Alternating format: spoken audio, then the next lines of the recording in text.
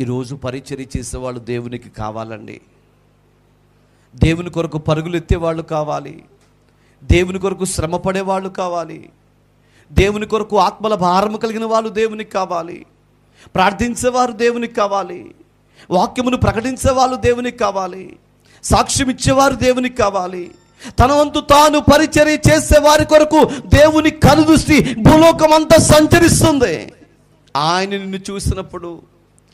నిన్ను చూసినప్పుడు నీలో తృష్ణ ఉండాలి ప్రియులారా.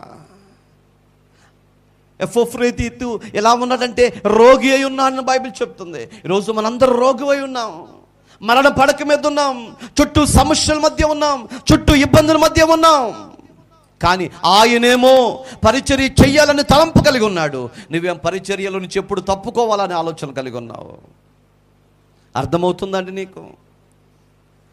ఆ యవనస్తుడేమో నేను పౌలు గారికి పరిచర్య చేయాలి, సంఘానికి పరిచర్య చేయాలని తన ప్రాణం కొట్టుకుంటుంది.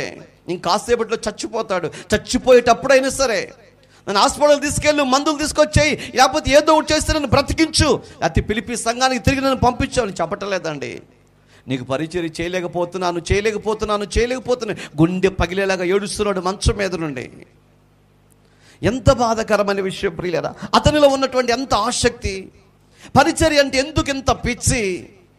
ఎవరికి పరిచర్య చేయటకు వచ్చాడంటే దేవుని దాసుడుకు పరిచర్య చేయటకు వచ్చాడు ప్రియులారా. ప్రపంచములో దేవునికి పరిచర్య చేసిన వ్యక్తులను దేవుడు ఎప్పటికీ మరిచిపోడు.